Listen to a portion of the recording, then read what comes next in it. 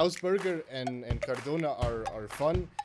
They're just more disciplined, and I feel like they can do the same tricks and stuff. Like Ausberger can be a trick shot king if he wants to. I'm with you on this one, where I think that they beat Sans and Momo just because their paddle, I think, is high level, especially at the moment. And Sans and Momo is also still building their momentum, although I like their prospects. I am liking this team as well. It's growing on me.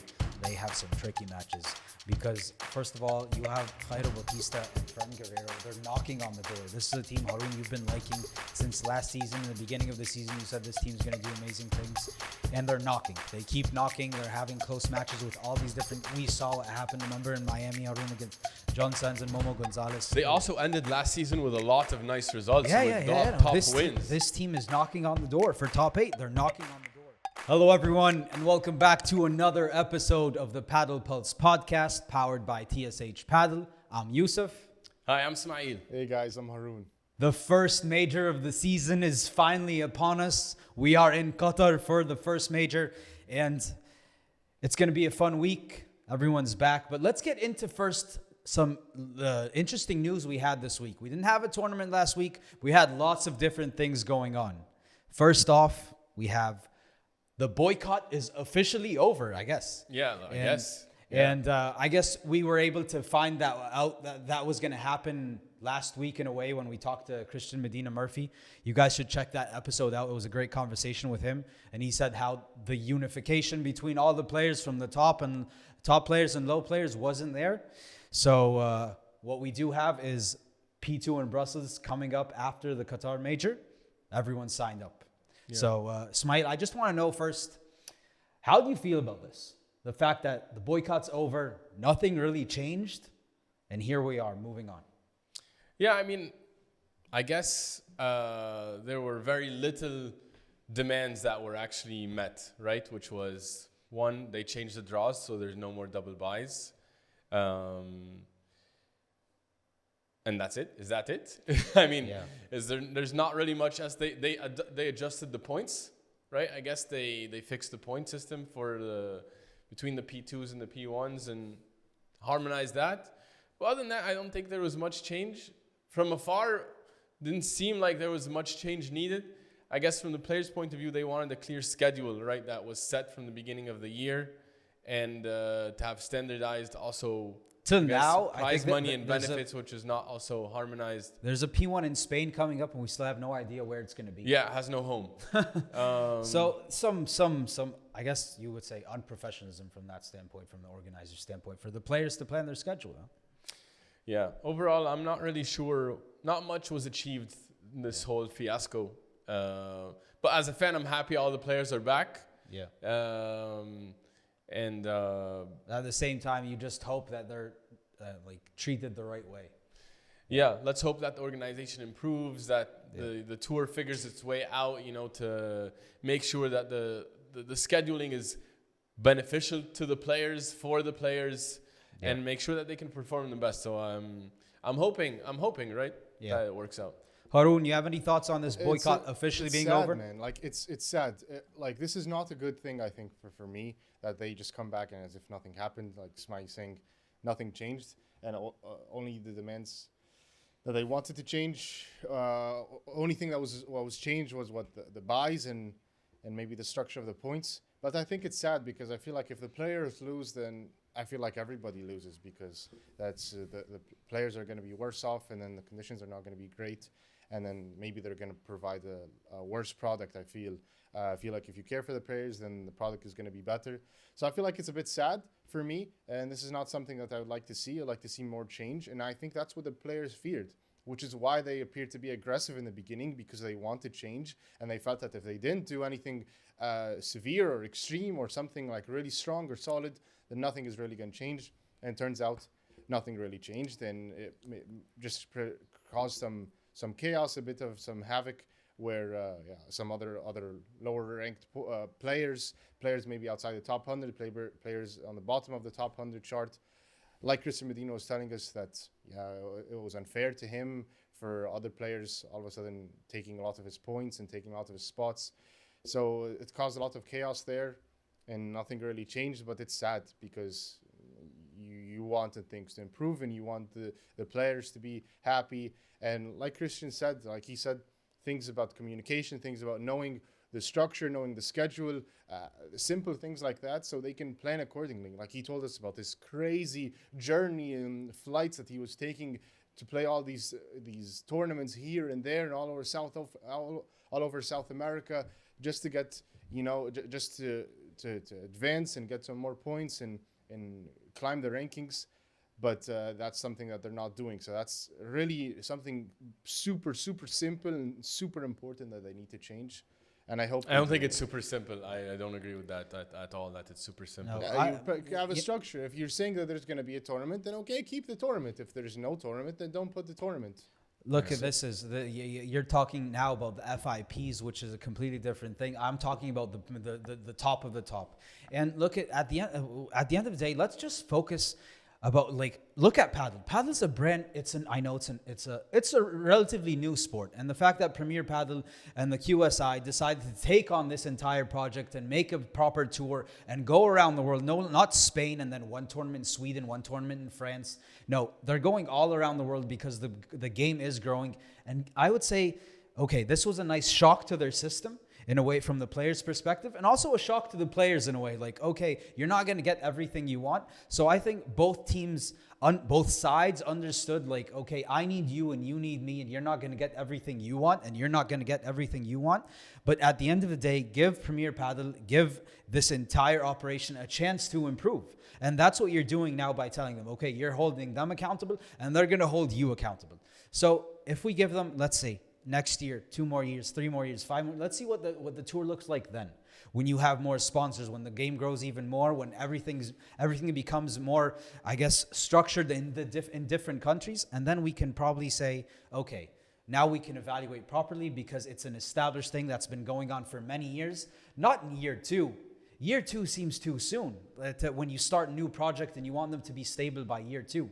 So from the organizer standpoint, that's what I'm looking at it from their side. Like, give us a chance. If you guys give us a chance, eventually we'll get things right. So yeah. Also, I like that point because, all right, if we want this sport to grow and I'm Premier Padel, yeah, well, also we're gonna need some flexibility in the schedule so that new tournaments can emerge. Like. Yeah. We want new hosts. We don't have legacy tournaments like Indian Wells in tennis and in Miami. Like, you need chances for new people to be a part of the sport and give them a chance. Yeah. And then you can build out new events and new venues. And eventually, like tennis, you have 3 events, 3 tournaments a week. But we're not there. So I didn't really understand why they're against the playing P2s. It's equivalent to ATP 500s. They don't make the same money in tennis, for example. So why not play the tournament? You're going to make more money. It's also a new place in the world. Like, it's more exposure for you.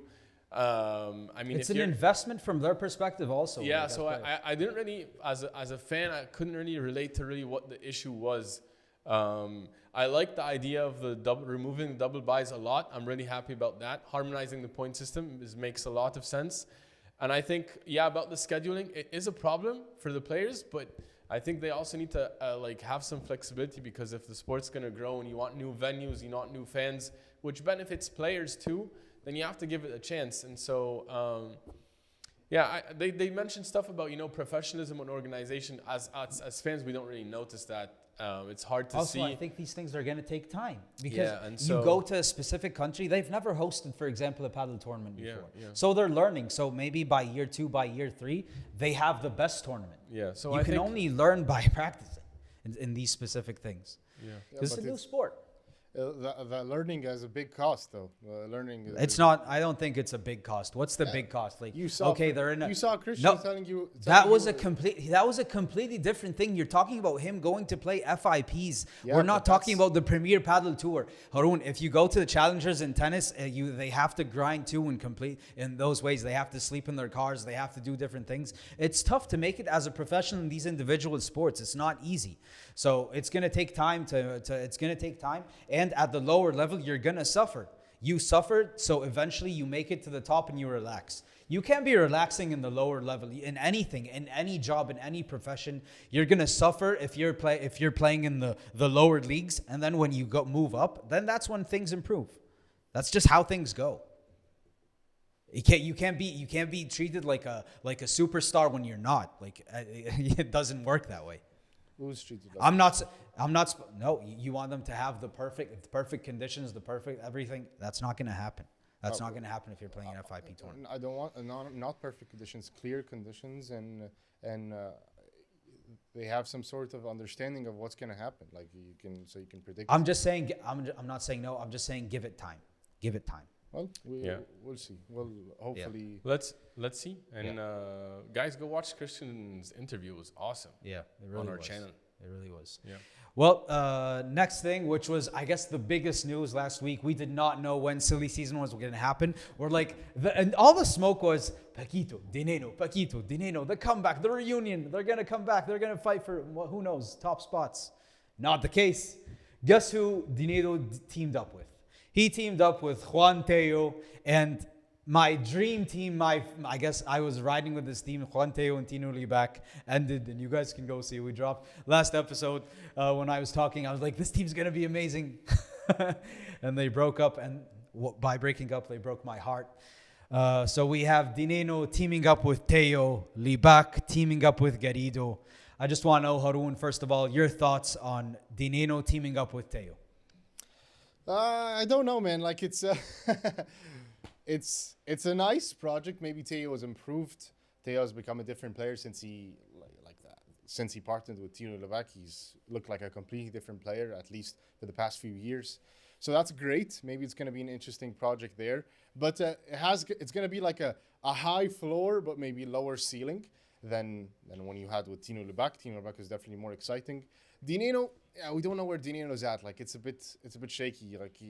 Like you said last episode, the biggest what if story. Dineno was like unreal for a few years, and then all of a sudden, like his position has been little bit different. So it's nice. I'm not so crazy about it. Like it's not super exciting. Obviously, they broke up because Tino Libaak and Garrido can play with each other, or the more exciting guys. But it's nice. It's nice. I feel like they're gonna do some good results, but I don't think they're gonna do something. Maybe they might make a semifinal every blue moon, but yeah, I'm not gonna be putting all my money on them. It's a nice move, but it's like okay, a solid choice. How about you, Ismaeel? I am so upset with Juan Tello. I am so upset with him. Like, for me, this is one of the most short-sighted moves I've seen a player make in a But it's not him. Time. He didn't make that decision. It's not. He's not the one. Yes, that he did. broke up. He has to decide to break up with his partner. Like even if Dineno calls him, he has to take that call. Yeah, he has to accept the invitation. He accepted the invitation. I think, like, I don't like how quick players move off their partners. You don't see projects get a chance anymore. And this is one of those projects, like you said, Yousef, Tino Libaak was a great project. And, you know, you talked about how Juan Tello was among the best players, or the best player in the past couple of tournaments. Yeah. And it's not by coincidence. Exactly. It's also because Libaak is letting him be that great player, because he's a great teammate, and he's a great complementary player to him. Yeah. And guess what? I really don't expect Juan Tello and Dineno to do anything this year. I think it'll be perennial quarterfinalists. Great, but like with Libaak, I felt like they could, you know, have big results at times, like breakthrough semis, finals maybe at times, maybe take a tournament, a P2 here or there. But I don't give this team anything. I think Tello, he was having really bad results last year, and so he wants to guarantee his results. And players are so concerned about their ranking, but no, I'm not really excited about this move. Although Dineno, we know he's an elite player. Like 2 years ago, we would call Dineno better than Chingoto, right? Yeah. And now that's a different story. You talked about the what if of Dineno before, but I'm disappointed that the Libaak Tello partnership is over. Garrido Dineno is not working. That we know though. So I don't know what you think. You know, what I'm thinking, first of all, this was heartbreaking to me. because, but you make a great point about this Libaak thing, because a player like Nenno is going to put so much more offensive pressure on Juan Tello. Crazy pressure on So Tello. much pressure. And guess... He doesn't do well with that pressure. He needs someone to carry that weight with him. And Tino Libaak, we know, he has all the shots. Even Chingoto said so. He said Tino Libaak is the 2.0 version of the right side player. That's what he is. He has every single shot. His he volleys are nasty. Smashes. He can hit the volleys. He can defend. He can do everything. So it's gonna be it's going to be it's going to be challenging. It's only the ranking, but also, which is an interesting point, and Christian hinted on this also last episode when we asked him about the partnerships, when people partner with each other, and also someone told us in the comments on TSH Padel when we posted the news that maybe that Bull Padel has something to play here. Because Christian said so. He said sometimes when the same brand, and then if you guys partner up with each other and you have certain results, they have certain incentives. So maybe it's not just a ranking thing, but it could also be a sponsorship thing. And I don't know how much credibility there is to that specific thing in this scenario, but that is something to think of because it's kind of crazy, right? Because they had their best tournament and they're going to play again this week. We're going to talk about their draw in Qatar, but they seemed like they were on the way up and they were going to compete with the best of the best. They took the Lebron and Stupa all the way to a final set. And if Libaak didn't play one of the worst matches we've ever seen, maybe they're in the final. Huh? So these are reasons as to why I guess maybe this is why it happened. I do not like it. I absolutely hate it. And this is a team that I loved, and I hate that it's over. Yeah, I'm not happy about this partnership. Yeah, also, but you guys are looking at it like. Tino Libaak wants a long-term project. Every young, exciting player wants a long-term project. They don't want to keep on switching. So Juan Tello is a bit older. And Tino Libaak is still 19. He's a 19-year-old kid. And Garrido, believe it or not, even though he's been on the tour for quite a while, he's still a young guy. So that's a more exciting thing, something they could grow. And Juan Tello is not a long-term project. It's a nice maybe 2, 3, even 5 year project. I don't think Tino Libaak at 19 wants a long-term project. But what he does want is he wants stability. Like we saw for an entire year, Cuello and Bella, that partnership was working amazing. They had, and we saw with Sanyo and Tapia, and we saw with Tapia and Bella. Like you can go and get that older player and have a great, amazing season together. And then fine, think of a new project after that. But like, why 2 months into the season? Why 2 months into the season when you've been consistently improving? But by the way, just on that note, yeah, I love the Libaak Garrido partnership. I'm so excited about them, by the way. Like, there's Garrido is an upgrade offensively from Tello, I think. And I think they're going to complement each other well. I think, you remember Garrido Yangos last year was a menace partnership. That was an awesome team. Major finalists. Garrido Bergamino was an awesome team. Yeah. P2 finals. Yeah. Garrido Libaak, I'm excited. I think they're going to be a very good team. There's a lot of offensive firepower there. There's the smash firepower. There's the fitness. There's the young guy chemistry Haroon's referring to. Yeah. I'm very high on this partnership as well. Like, I am so not high on Nenno Tello, but I am very high on Libaak Garrido. Like, I wouldn't be surprised if Libaak Garrido has better results than Libaak Tello. It wouldn't surprise me. No, Haroon, how about you? Who do you think? Who's going to have more success? Garrido, Libaak, or Tello Nenno? Yeah, it's obviously a super easy answer to say. Yeah, probably the exciting World Cup winner, Tino Libaak, with the firepower. No, they're lower ranked. They're lower ranked. Yeah, It's not the obvious answer. They're lower ranked. Yeah, Ranking plays a fine. big, lower ranked, big but part. still, like they're the more exciting team and they have the more firepower. I think Juan Tello and Nenno is not that bad, but Garrido and Libaak, yeah, I think that's very, very interesting. And Garrido, who's going to have more success? Come on. Garrido wants somebody to be aggressive. Like, he had great results with people that were aggressive, people that were willing to take charge, and let him, take a little. I say Bergamini or Yangos are aggressive, take charge. Yangos is a very aggressive player. Yangos is super aggressive. Yangos I wouldn't say that at all. Yangos is an offensive player. No, he's not. Yes, my view, he's not. Yes, he is. Nacho said that when he had him. He said he has firepower, but he's not an aggressive player. He said somebody like Chingoto. He said, I don't think Chingoto is defensive when he's playing from the back. It looks defensive, but it's not defensive. Yanguas is the same. Just because he's playing, he's extending the rallies and he's not hitting smashes like Ausberger doesn't mean that he's not offensive. So I think Garrido likes players that are a little bit more offensive, a little bit more aggressive, so he can take a little bit of back seat and he's not the main leader. I feel like he doesn't thrive when he's the main leader. When he has players like Yanguas, players like Libaak, players like like Belwati, even when he played with him, some people that are a little bit more aggressive and take charge allow Garrido to flourish. So I love the partnership. I just maybe figure out how they mesh well with the chemistry, but I think it's going to be super exciting. You've yet to answer my question. Yeah, I think Dineno and Juan Tello are gonna be after all that. No, I think Dineno are gonna be like more consistent, but more exciting. I think that like better, higher. You've yet results. to answer the question. You're saying better results. What is better? Which team will have more success? Again. What does it mean to be more success? More success. Just give me pick one. That's the question. Pick one. Like semi-finals, finals, winning tournaments, I think they'll probably get Garrido, Libaak. But consistency, I think it's more Juan Tello and Dineno. Why did you make the thing more complicated than it is? I still don't know your answer. It's not more complicated. Sure. You're having the discussion. What do you mean by more success? Because they have a higher Who has ceiling. better results? Better results over the course of the year.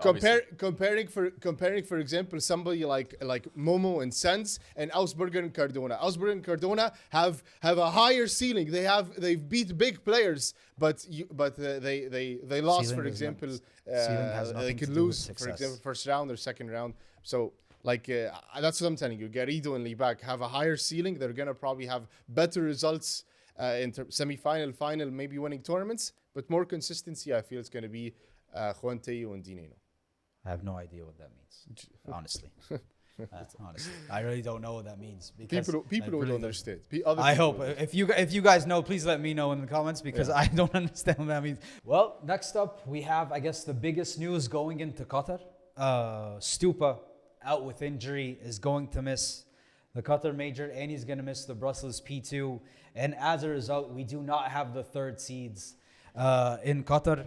And LeBron, it was too late for him to find a partner because they withdrew too late and the tournament had begun. Therefore, he couldn't find an alternative to join the tournament with.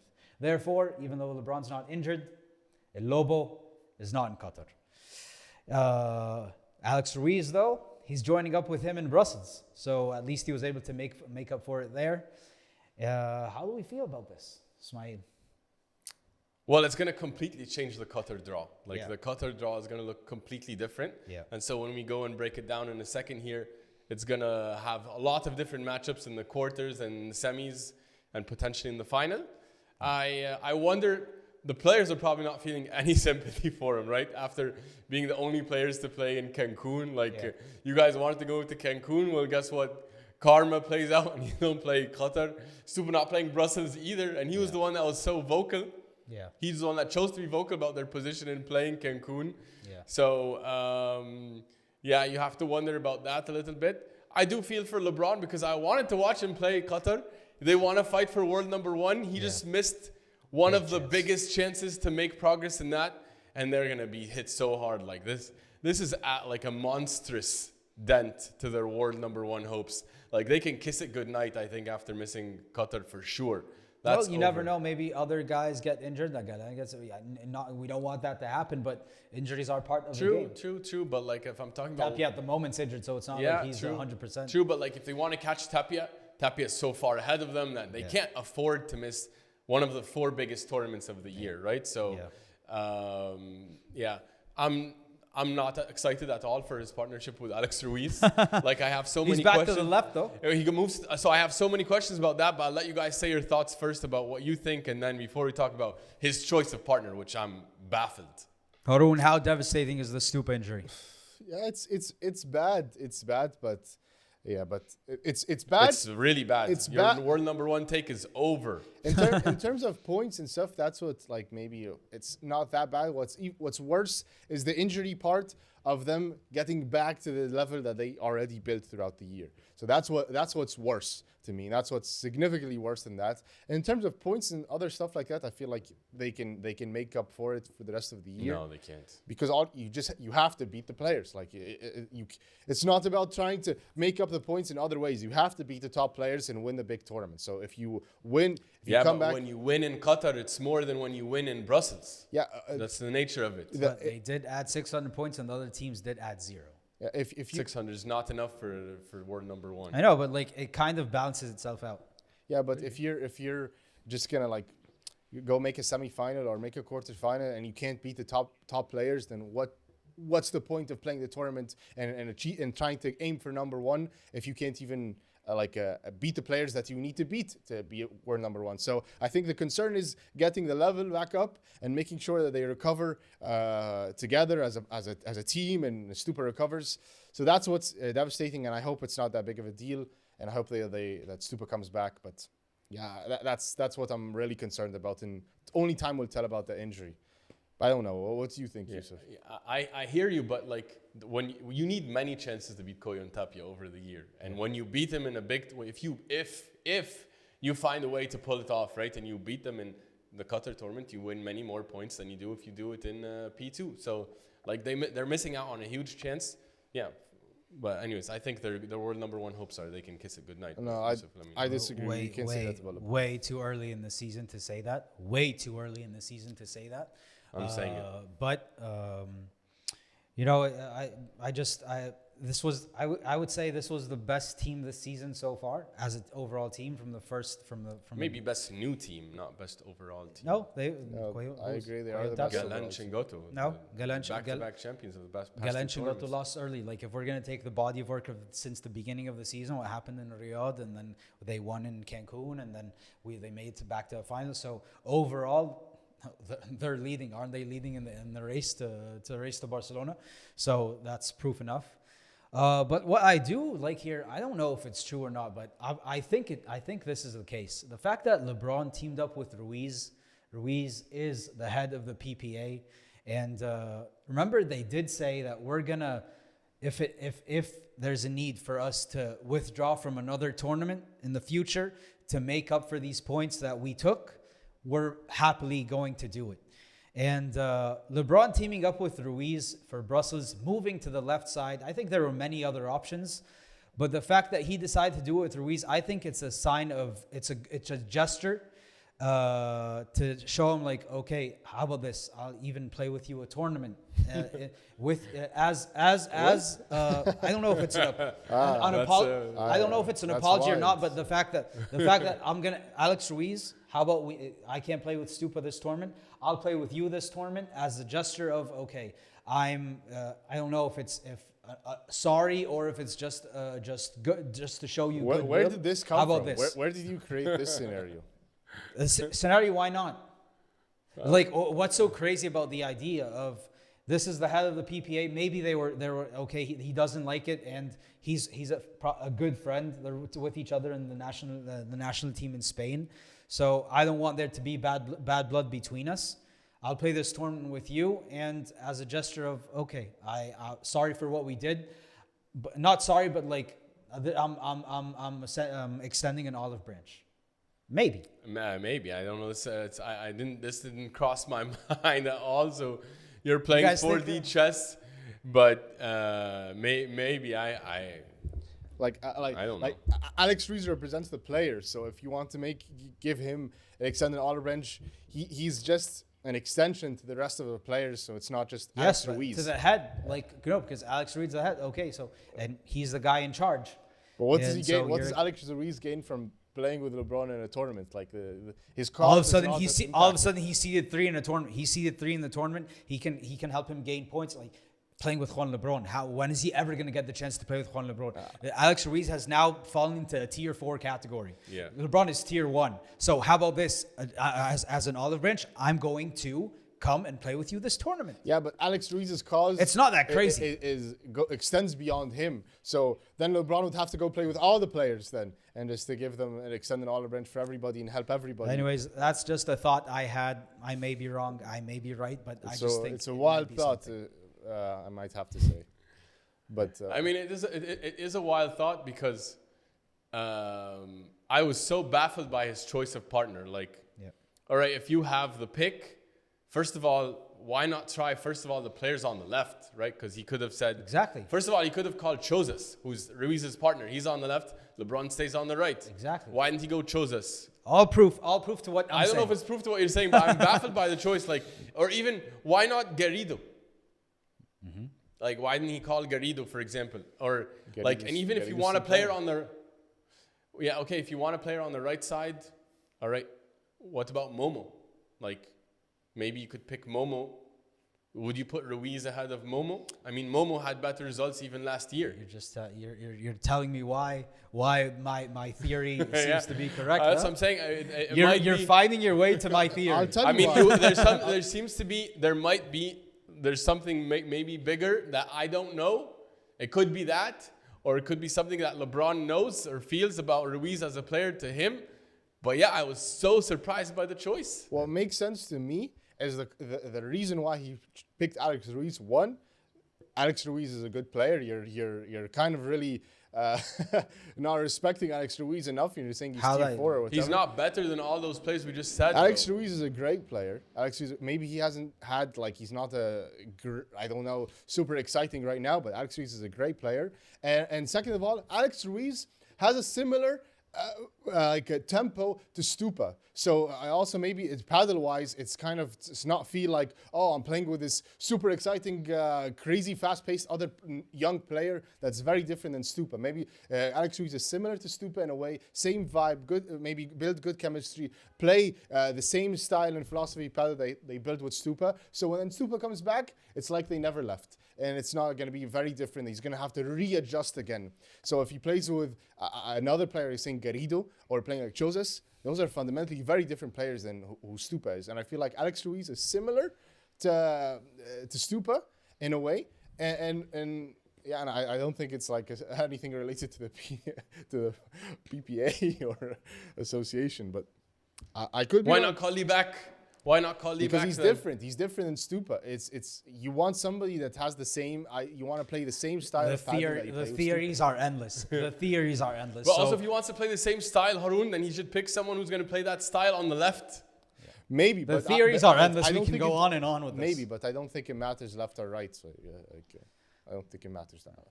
For my humble understanding of paddle, I feel like it's not going to matter that much, and I feel like it's a tactical decision. Strategic decision fit with personalities and chemistry more than just, okay, I want to win now. I feel like he's building something for when Stupa comes back.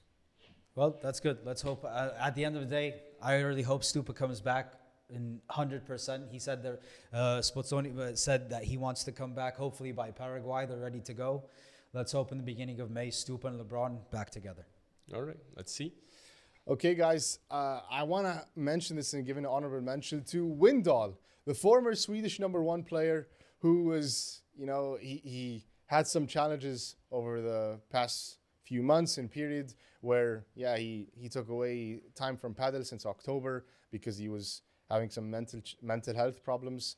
And now he's back. So it's great to see. Now Windahl is back. We see some smiles on his face. And it's awesome to see. I think that's a player, that non-Spanish speaking player who brought some new viewers, and he was exciting. A former tennis player, it was really inspiring, and he's back on tour, and it's great to see. What do you guys think about that?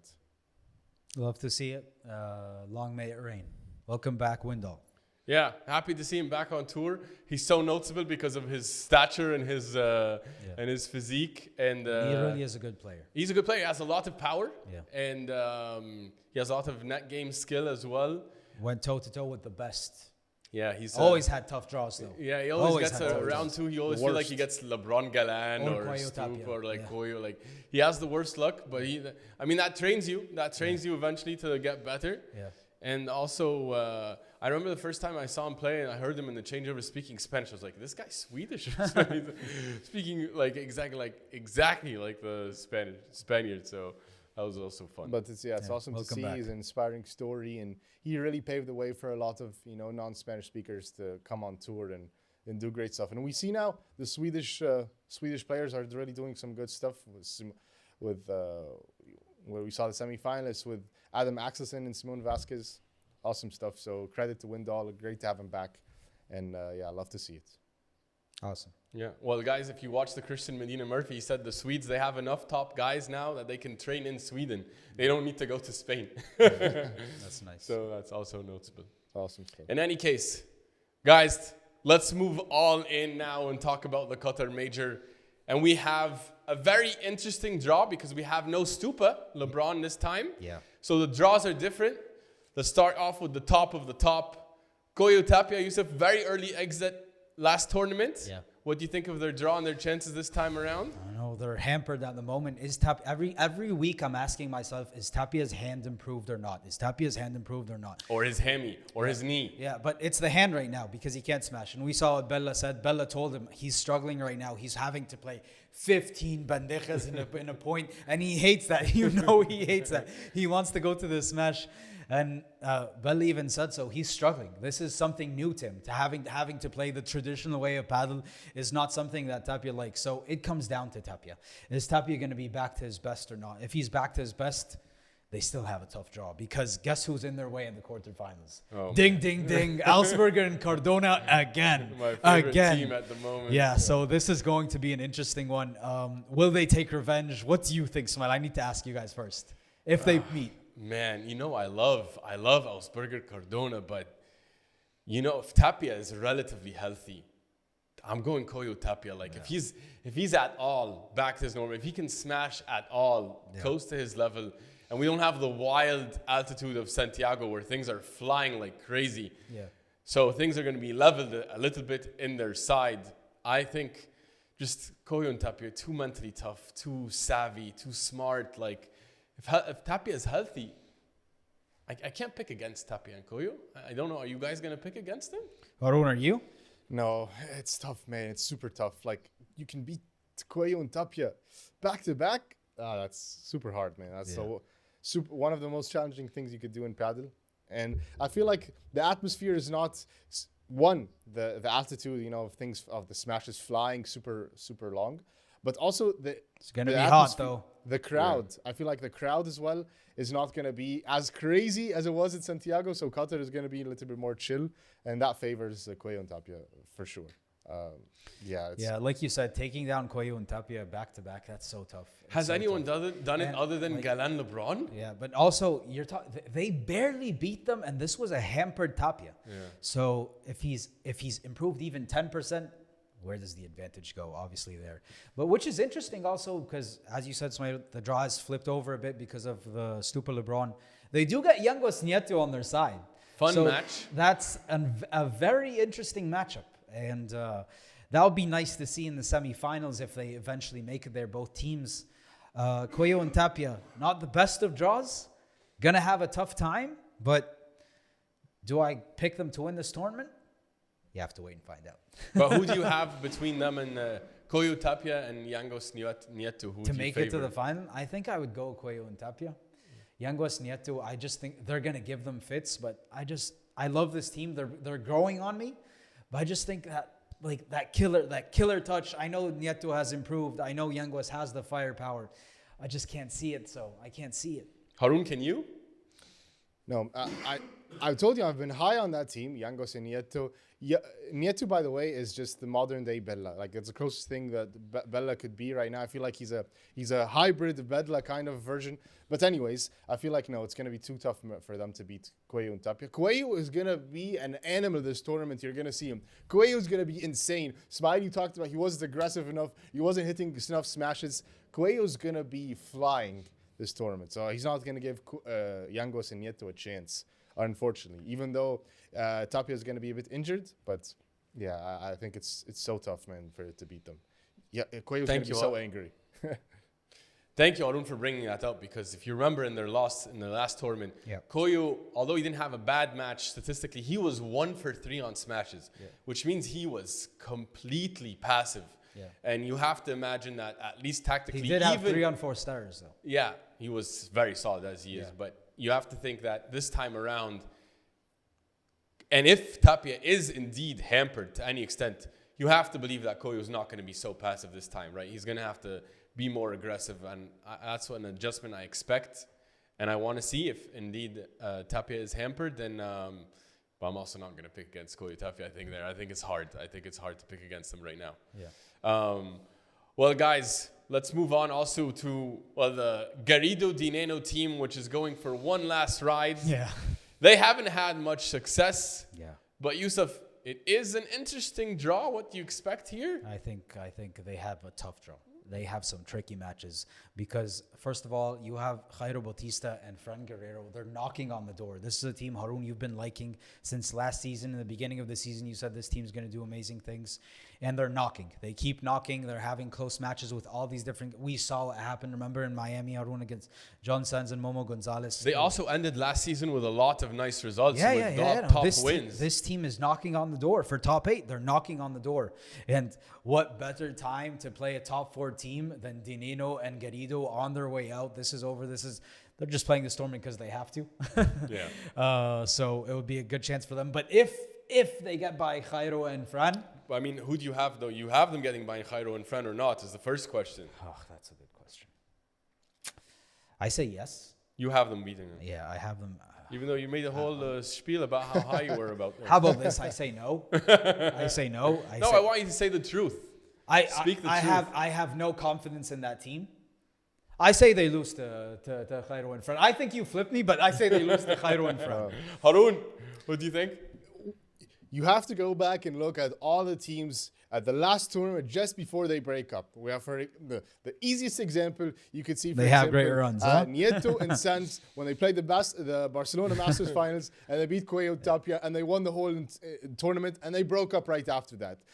You see players all the time, Lebron and Chingalan, before they broke up, where they had the great results. They beat Koyo Tapia again. It's just like it's so hard to go against teams that are just going to break up when they're like, okay, this is our final check, our highlight reel that everybody's going to look at before we break up and before they talk about this. Nenno and Garrido are going to be insane. I feel like it's stay away from them. Maybe withdraw or something. No, Garrido and Nenno are gonna beat them for sure. Good point that you're bringing up about this last hurrah thing, but I'm going to the complete opposite side. Yeah, you're talking about when Nieto signs what type of run they had in Barcelona. But but what about Galan Lebron when they played together in the World Cup, or Nenno Stupa when they played together in the World Cup? Those were disastrous results for them. But that wasn't the last hurrah. That wasn't the last hurrah. It's not the last hurrah. That wasn't the last dance. It's kind of like you're right, it's not a last dance. It's kind of a comeback together, but for me, it has the same vibe for some reason. I don't expect them to get by Jairo and Fran. Also, something I like about Jairo and Fran, which is a project that's been around now for, a year plus? Yeah, They've been playing together. They've committed to each other. They have great chemistry together. They complement each other very well. I'm with Yousef. I'm taking them to beat them. But let's go with the hypothetical situation. Let's say that they do beat Jairo and Fran, like Haroon's saying, and they have an epic run and they beat them. They'll run into potentially Paquito and Bergamini. Yeah. So Haroon, if they run into your boys, Paquito and Bergamini, who are you taking? I love Paquito and Bergamini, really a great team, but I feel like it's the Garrido and Nenno is just like a juicier Bergamini and Paquito. Garrido has more juice than Paquito has, and Nenno maybe slightly better than Bergamini. And I just like I'm telling you, they're going to be more excited and they want to have great results on the way out. No, still. Although I love Bergamini and Paquito, but sorry, they cannot do it. Yousef, thoughts? I think Paquito and Bergamini are doing amazing as a team. They're having good results. Not the best, but they're having good results. And they're sticking with it. And I think Paquito, a matchup with Garrido, he has the advantage. And at the moment, Bergamini is playing better than Nenno. So I give them the win. Paquito and Berga. I mean, something has to be said about momentum, right? And the form you're in and the chemistry you have with your partner. Yeah. And so I would say the same. Paquito and Bergamini, they just won. Didn't they win an exhibition in Venezuela right now together? So they're playing really well. They seem to have good vibes, I think. I'm also I'm so down and low on Garrido Dinero. I expect them to lose round of 16, but if they magically get by, I have them out in the losing to. I have them losing to Paquito and Bergamini for sure. Let's revisit this conversation again. Awesome. Yeah, let's revisit it. But Yousef, let's get to your favorite team going for one last hurrah. Tino Libaak and Juan Tello. We just talked about them. What do you expect? Haroon was just talking about when the last tournament together as a team, they have amazing results and they go out on a high. I think that's going to happen with Libaak and Tello. And I think they are the ones that are going to finally have this amazing run, and they're going to have a tough draw because Suns and Momo's not an easy match in the round of 16. I think they get by them. And then, but then again, they're going to get Yanguas and Nieto in a quarterfinal match. Every single match was an epic match between them. I think they get past them this time. Wow. Finally, they take them down. But I think this team is going to have a good run, and they're going to end it on a high. I think I'm going with my heart more than my head. I'm going with my heart on this one. I think it's going to happen. I love this team. I think they play amazing together.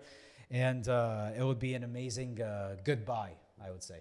Interesting take there. You have the magical run going. Haroon, what about you? It's interesting. I know I just said this is the last hurrah thing, but I feel like it slightly differs with Tino Libaak and Juan Tello, because it usually happens where the teams, when they have this last dance and they're gonna break up, they get extra juice because they've been maybe not feeling great for the past while when they were together, but now like, okay, we're gonna leave each other. Let's just make the best about it. Let's make the most of our time together, and they get the kind of like this extra energy. It's like when you're running and you've been so tired running around the track or whatever in a marathon, and then you're like, oh, it's almost there. I'm almost there. Let me just have an extra push. But with Juan Tello and Tino Libaak, it's a bit different. They've been like having good results. They had an amazing result last tournament. They played insane, but now they're breaking up on a high. Like, what? It's a bit weird. Like, I feel like they're gonna. Like, it's not the same, like, oh, okay, we're almost done. Let's make the most of it. It's like, it's a different vibe. So I don't know. I don't have them doing as great results as the same, excitement like Garrido and Dinero. But they're a great team. It's tough to go against them. But I feel like, no, they're not gonna go deep, unfortunately. Yanguas and Nieto are gonna take them down for sure. Are they gonna get by Suns and you have them beating Suns and Momo? Tricky. They're just I don't know. Let's say, yeah, fine. I have them. Which means they make it to it's the tough. quarterfinal. It's tough. Which means Although I it's an love amazing Momo run and Suns, because they're I'd say no. Momo and Suns are gonna take down Tino Libaak and Tello.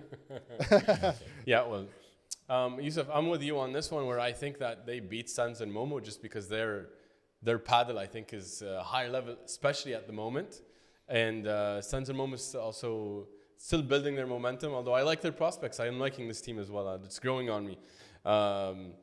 But to ask me to take them against Yanguas and Nieto, after Yanguas and Nieto have just proven to me that they are perennial semifinalists and they're the most consistent team on tour, I'm unable to go against them, even though I'm not high on them in general. But they've proven to me that they're too solid. So I'm not going to go against them. But we do have the second seed that we need to talk about, Chingalan. Yousef, what do you think? What do you expect from Chingalan here? There's really not much to say because this team is going to cruise. Their side of the draw is absolutely to their standard empty. Dinero and Garrido as the team to face them, like the fourth seed that's supposed to prevent them from making it to the final. Good luck. Paquito and Bergamini for the team to try to stop them, if the next best team to stop them. Good luck. Alonso and Arroyo. Good luck. José Ruiz. Best of luck. It's not happening. There's no team on the side of the draw that can give them any fits whatsoever. Chingalan back to the final easily. Haroon. Yeah, man, it's sorry. With all due respect to everybody else on tour, but man, it's weak. It's a bit weak right now, especially for the form Chingalan is on right now. It's crazy. Like, they're gonna feel so confident and they're so in form. It's tough to beat them, Chingalan cruising to the final easily. Man, guys, you know how high I am on Galan. Galan, every time we've seen him over the past couple of weeks, he's been the best player by far in the world. And so, yeah, I don't even think it would have mattered who in the world was in their path. They're on a torching run right now. And I have to tell you, I've become such a big fan of Chingoto. Like, I just I loved his energy always. But now I'm starting to appreciate really how tactical and masterful he is from the back. Is that because of Nacho? Nacho really educated me. I'm not going to lie. Guys, go watch the Nacho interview. He talked about how awesome Chingoto is from the back, and he is not defending. He is a master manipulator from the back. So I'm really high on them. I like you guys. I think they're going to run through this draw. Yeah. Basically to the final. I don't think anyone is going to be able to do much resistance. I would have wanted to see a rematch with Karburger, Leo Asperger and Pablo Cardona. That would have been nice. That would have been really fun. Guys, there is no one more honorable mention here to have a look at, which is the Tolita and Gonza watch. They're going to end up facing potentially the Deutsch brothers in round 2. Yeah. Yousef, what do you think about that? It's a fun match. Lots of energy, lots of fun paddles going to be played. I think Tolito and Gonza right now have proven that they are up there with some of the best of the best. Deutsch brothers, unfortunately, they're coming off. They're going to be coming from Dubai, where they're playing a final actually today, and hats off to them for having an amazing tournament there. Win or lose, they're going to be moving into Qatar quickly. It's going to be, and then they have to play around before it. That's even if they get by them. Tough. Tolito Gonza. Haroon. By the way, if you go back and look at the head-to-head between the Deus brothers and Tolito and Gonza own the Deus brothers. Although their ranking is better, but they own them. Every time they play with each other, they beat them. So I have to go with Tolito and Gonza on that one. They're going to win for sure. Although I love the Deus brothers. I'm also with you guys. I like the Tolito Gonza here favorite. But what I'm really excited to see is that if they win that match, they might get Cardona Ausberger, and that's going to be lots of fun. I think that's going to be tough. That's going to be interesting, I would say. Well, if you have someone like Cardona he's going to have to make Tolito work, because Gonza can't run on both sides. Yeah. Gonza can't run outside and go get this match. He's not Arturo Cuello. He's not Galan. He's not Yenguas, guys who are big and tall and can fly. It's going to be a tough one. It's going to be fun because Tolito's also, he knows his limits, and he's going to put his pressure on Cardona, you have to imagine, in his own way as well.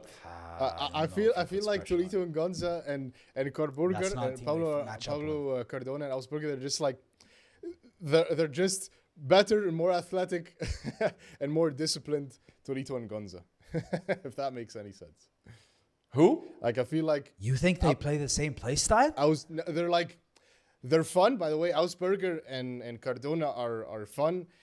They're just more disciplined, and I feel like they can do the same tricks and stuff. Like Ausberger can be a trick shot king if he wants to, and he is already, but he's just more disciplined and more professional, and just less relaxed, I feel, and obviously more athletic and taller and faster and strong. But it's disagree with a lot that was being said there. I feel like if they went back in time, they could have had very similar starting points away. Like never mind.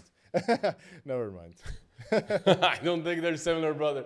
Like Ausberger for me is. They're now obviously very different. But if you just if before they ended up, their trajectories were different, but they started off. They could have been similar. Like they kind of diverged in a way, but I feel like their core is a bit similar. Like Tolito and Gonza, if they decide to be more disciplined, if they were faster, they're taller, stronger, they have similar vibe to Ausberger and Cardona because they're trick shot kings as well, Cardona and Ausberger, but they're just more disciplined and professional.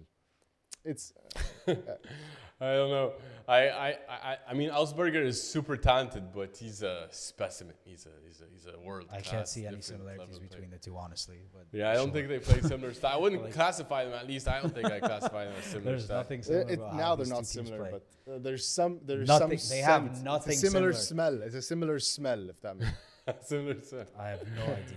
Okay. Again, if someone understands, please explain to me, because to me, they are on the opposite sides of the spectrum. Too high level for you. Yeah, I guess maybe it's high IQ stuff. All right. Well, I mean, we spent a lot of time talking about the men. But also we have the women's tournament happening, and there's a lot of potentially nice matchups that we're about to watch. Yousef, what do you expect from the women's side? Paul and Ari, seeded 1. Do you expect them to go for the title? You want me to pick my pick? Well, no. What do you expect from them in general? I'll wait for your pick. I say final, because with the women's side, we've had like way too much consistency with the final. It's the same guys. It's Ari and Paula playing against Gemma and. But they have Bea and Claudia in their path. They do have Bea and Claudia in their path, and this is a team that I was high on in the beginning of the season. They haven't been playing the best. They haven't been doing much. They've been losing in the semifinals whenever they get there. I think Ari and Paula, they have Bea and Claudia in their path, but I think they make it all the way to the final at least. Yeah, Haroon, what do you think about Ari and Paula? Same old. You expect the same? Same old, man. Same old. Like, who's gonna beat them? They're still gonna have a cruising path to the final. Same old. Nothing new this tournament from my side, I'd say. Yeah. It's hard to disagree with that because they've been in the finals every tournament, right? So we have insanely to expect consistent. So solid their level. However, the hotter team has been Gemma Triay and Delphi Brea. Yousef, what do you have? They have the same exact path, right? They're going to eventually play Ostero and Alonso in the quarters. They're eventually going to play Araujo and Ortega in the semis. And every single time, what did they do? They beat both of those teams comfortably. Had no problems whatsoever. So my prediction is we're going to see Paula and Ari against Brea and Triay again in the final. Haroon, thoughts? You were high on Which Brea. I love to see. Yeah, same. High on Brea, high on also Triay. Same old, man. Like, it's the battle of the finalists, and let's see who's gonna take it home. It's the same thing this tournament. Yeah, guys, I'm gonna go with you also the same because that's what the final we've been seeing for the past few tournaments now. But I honestly thought Ostero and Alonso at some point would bother. Not yet. Like one of these teams, like Ostero is so aggressive and her smash is awesome. Like I was expecting that to bother them, especially in Santiago. That didn't happen at all. No. Araujo also and Ortega, I'm a team I love to watch. You do. They're not at their level. They're not on that level. No. Like they're just a level above right now, Gemma Triay and Delphi Brea. So let's see in the final what that's gonna look like. Yeah. So the moment of truth, we want to go to the who you got for the Qatar Major tournament in Premier Padel. I want to know, guys, who do you got? Yousef, who do you got for the men's side? You kept on flirting with the idea. Come on, share it with us, give it to us. Who do you have? When you were just saying that, by the way, I hadn't made my pick. Till this moment, I hadn't made my pick. And then for some reason, I'm looking at the picture of them out behind my camera and the winners of this tournament, and it's going to be back to back to back. Chingalan win this tournament in Qatar. I think they are going to be in fire form, and they're going to go all the way and take this one home to win the first major of the season. I really thought you were going in a very different direction. I thought you were going with Tino Libaak. I had no idea you're going there. Ismaeel, who do you have? Well, you asked me who's the hottest player on tour, who's the absolute beast alpha on tour right now. It's 100% Galan. And Chingalan have been the best tournament, have been the best team by far for me in the past couple tournaments. I'm also taking Chingalan here. Welcome to the team. Well, I'm taking them for the title. I think until Galan shows me that he's no longer the superhuman freak animal beast that he has been, I'm riding with Galan and his team. I can't pick against him and Chingalan right now. All great picks. It's tough to go against them. You know, they're balling out of their minds right now, both of them. But I have to say, guys, I'm not with you on this one. I can't go against the Kings, Tapia and Coelho. It's just so hard for them to stay away from the spotlight for so long. They have to come. They have to come and win this one. This is a major. They're killers, and they're going to kill. Like, just when you hear Bella talk about Coelho and Tapia, it's just unreal to go against them. So I'm going to have to go with Coelho and Tapia on that one, and we're going to revisit this conversation next week. It's going to be interesting. But Let's see. Well, let's see. But I want to ask you guys for the women. Also, we said that it's similar. But Yousef, who do you have for the winner of the women's side?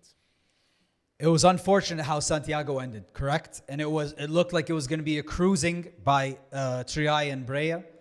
But you know who showed that they are the number ones? And in that second set, they showed their clutch and they pushed it all the way to the final set. Ari and Paula. I think Ari and Paula, they dug deep and they found some magic. And I think they take home this major and take revenge from Triay and Brea. Wow. Okay. Okay, Ismaeel, who do you have? Yeah, I'm going with Gemma Triay and Delphi Brea. I have them winning this title. I have to see it to believe it, and they've been the hottest team. They've been the top of the top so far this year. I'm going with Gemma Triay and Delphi Brea. So you're going with hotness. You're going with whoever is the hottest. You're picking them right now. Okay. I like their form too much. It's How true. about you, Haroon? It's true. It's they're too hot right now, and I have to see somebody take them down. I'm gonna go with also Gemma Triay and Delphi Brea. They have to be the champions for that one. They're too good right now, and I feel like that's gonna be the decisive moment for them to become world number ones. But we shall see. We shall see next week again. We might have an interesting episode next week, and we'll see this conversation how it goes. But awesome, exciting stuff for us this tournament, I think. Fun tournament coming. Yeah, next Sunday we find out. But final questions for you guys before we end this episode. And we're in major week, and we have 1 week of fun paddle coming up. However, not much is different from a P1 to a major to a P2. So we want to ask the question. I want to ask you guys, Ismaeel, I'll start with you. What can be done to make majors more special in paddle? Yeah, this is something I've been thinking about a lot, because at the moment it's exactly the same every tournament. I want to see something different, something special, something that makes lifting the major trophy more rewarding. In tennis, it's best of 5 sets. I want to see paddle go to best of 5 sets, at least in the final. Okay. Give me at least best of 5 sets in the final, maybe in the semi and the final. I know it's weird to change it in the middle of the tournament, but you know, Masters tournaments in tennis also used to have a best of 5 sets final. Davis Cup tournaments were also best of 5 sets. So I want to see best of 5. Let me enjoy a Chingalan against Tapia best of 5. Give me that joy. Give me that joy. I want to see Karburger against Tapia best of 5. Let me see glory. I think Haroon, that's a great you point, have any? I love that point. But not only in the final, I think the whole tournament should be best of 5. And I think paddle is too quick. Paddle's too quick. Honestly, 2 sets is best of 3 sets is way too quick. Honestly, like if you play paddle, it feels like it passes so fast. Sometimes, like you just all of a sudden sets over. I feel like it actually needs to be best of 5 for sure. Majors need to be best of 5. And even another point, I think more surfaces. So again, cheating from tennis, I think different surfaces would be interesting as well to have. What do you think, Yousef? Or Ismaeel, what do you have to say? No, I'll let Yousef say first. Go ahead. About the best of 5, I want to agree with you guys. At the same time, when it comes back to the final, I think the level is it's so hard. The points are so long in paddle. You can't like win.